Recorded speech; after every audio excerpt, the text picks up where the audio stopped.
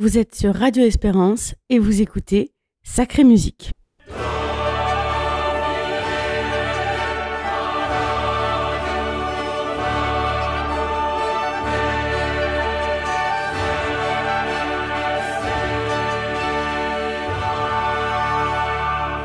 Chers auditeurs, bonjour et bienvenue dans Sacrée Musique, une émission proposée par Radio Espérance. Aujourd'hui, nous allons nous intéresser à l'œuvre de Giovanni Peziello, un compositeur italien. J'ai eu l'idée de m'intéresser à son travail grâce à un disque qui s'appelle « Musique pour la chapelle de Napoléon Bonaparte ». En écoutant ce disque, on peut comprendre que le proverbe « La musique adoucit les mœurs » prend tout son sens. Napoléon Bonaparte, le grand conquérant, avait peut-être aussi besoin d'être parfois apaisé, ce qui expliquerait d'ailleurs la lenteur de ces musiques composées pour lui par Peziello. Je vous propose d'écouter le Kyrie.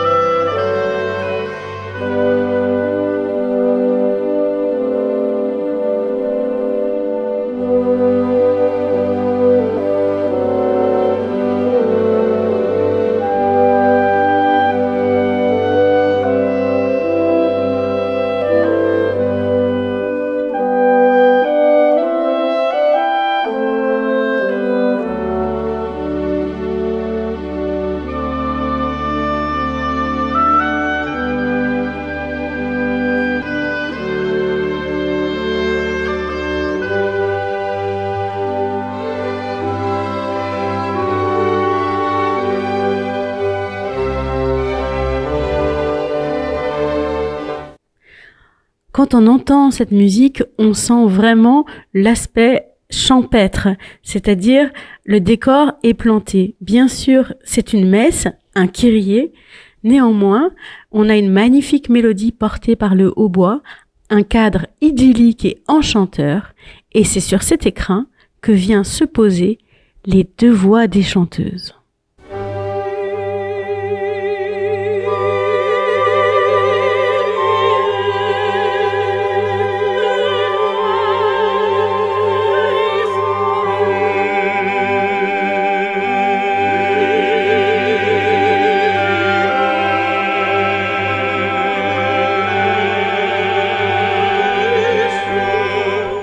Ce morceau est à 3 temps et on ressent en l'écoutant beaucoup de calme. Le tempo est même un tout petit peu trop long à mon goût. Mais ce tempo nous donne le temps d'apprécier la musique.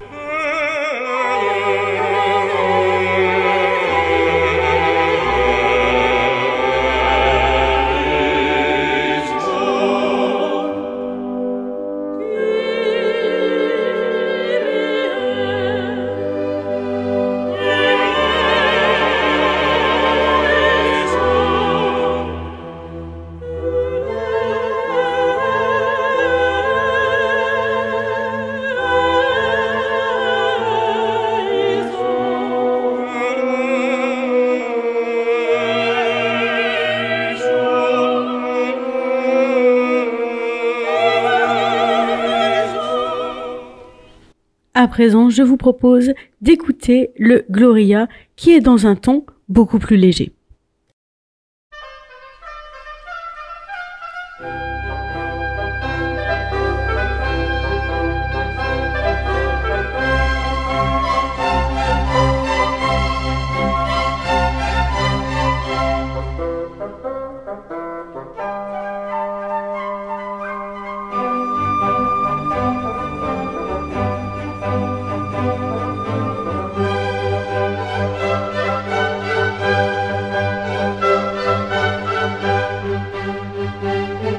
L'atmosphère de cette introduction est vraiment plus enlevée, ce qui nous montre que la foi se trouve aussi dans la joie, dans l'humour et dans la légèreté. Il est vrai que cette messe pastorale, on l'imagine plus dans une petite chapelle au milieu d'une prairie que dans une grande cathédrale. Et c'est très bien comme ça. je vous propose de prêter attention à l'entrée de la soprano qui est magnifique et qui commence par une très très belle vocalise.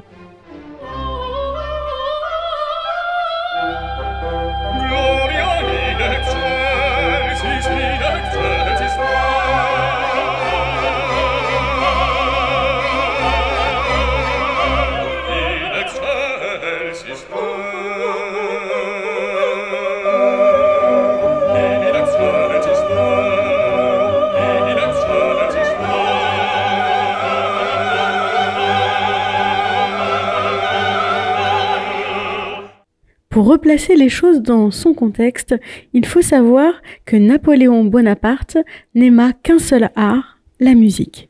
C'est à cette époque qu'il y a la querelle des bouffons, une querelle qui divise entre les partisans de la tragédie lyrique royale, représentante du style français, et les sympathisants de l'opéra bouffon qui vient de la musique italienne. Il faut savoir que Napoléon Bonaparte était vraiment du parti des Italiens. Et du coup, dans cette messe, je trouve qu'on peut entendre vraiment, je le répète, de l'humour, de la liberté et de la légèreté.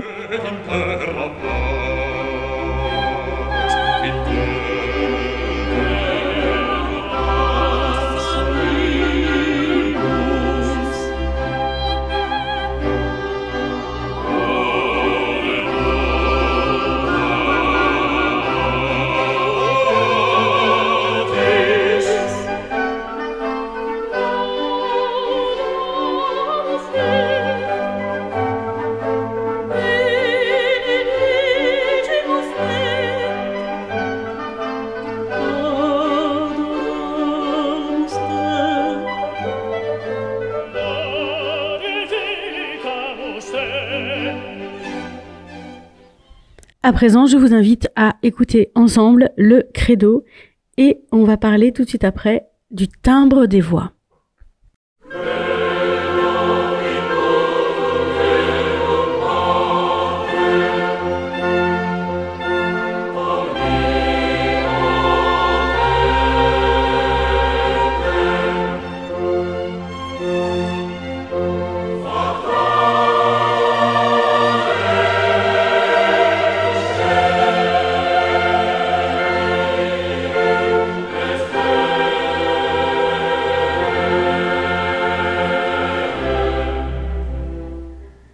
Les voix dans cette musique pour Napoléon Bonaparte semblent vraiment avoir du vibrato très prononcé, ce qui est peu habituel dans les musiques classiques que nous écoutons aujourd'hui. En effet, le XXe siècle fut un moment où la musique baroque prit beaucoup d'essor dans la société.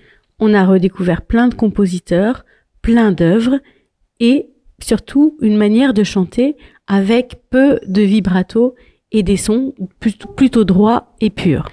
Aujourd'hui, la tendance est en train de changer.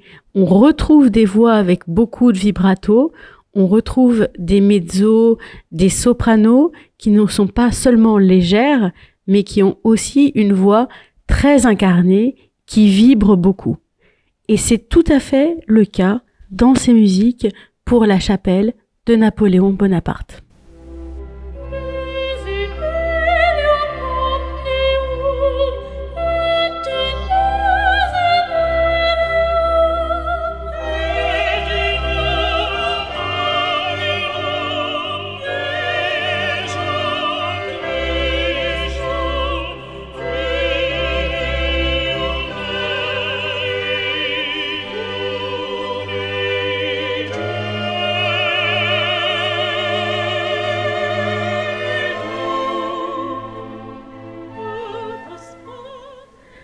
À la suite de ce credo se trouve un Oratio pro Republica, porté par un duo soprane-alto. C'est inhabituel car au début, on a le Kyrie, le Gloria, le Credo, et en principe, c'est bien l'Agnus Dei qui devrait lui succéder. Ici, surprise, on entend un Oratio pro Republica, c'est-à-dire un chant que l'on chante pour la République. au milieu d'une messe, c'est tout à fait exceptionnel. Écoutons-le ensemble.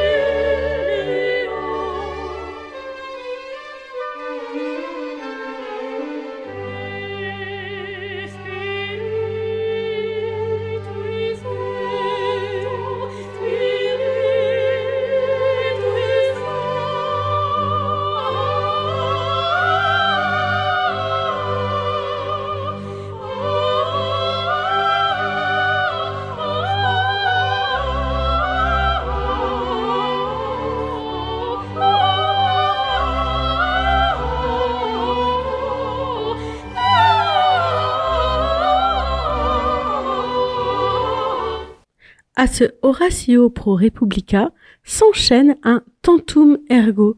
Je vous fais la version française liturgique du Tantum ergo.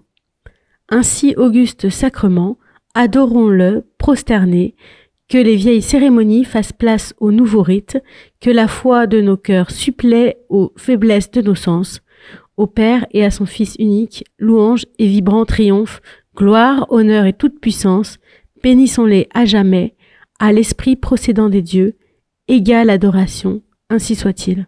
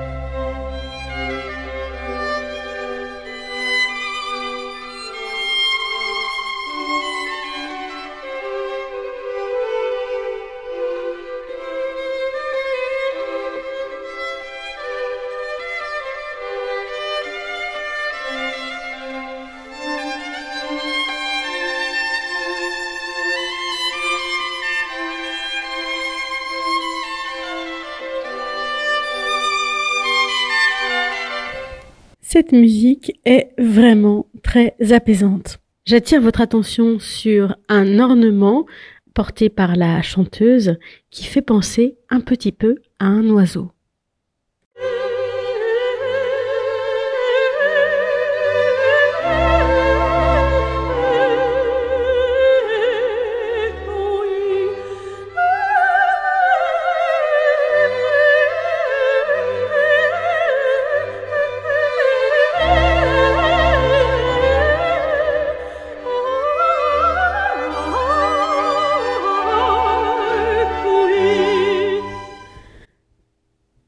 Le numéro suivant est le Gloria Patri. Je vous fais écouter la fin, Sicut eram in principio, qui est conclue par le chœur de manière très dynamique.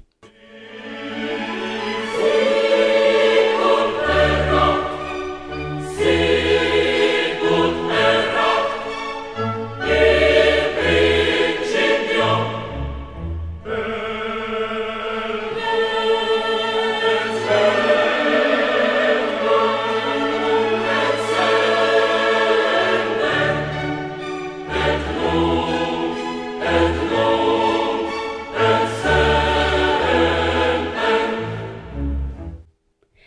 Je vous parle un peu de Paisiello. À 61 ans, il aimait plus la gloire que le risque. Sagement, il refusa l'opéra et le conservatoire, mais accepta la chapelle. En fait, avant de la diriger, il s'agissait d'abord de reconstituer une chapelle sur le modèle de celle de l'Ancien Régime, maintenant que le temps des hymnes de la raison ou à l'être suprême était révolu. Un compositeur modeste, mais qui a eu la chance de se faire entendre par les plus grands.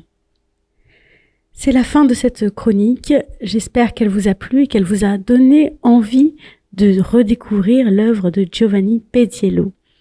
Je vous souhaite une très bonne journée sur Radio Espérance, bien sûr, et je vous donne rendez-vous le mois prochain.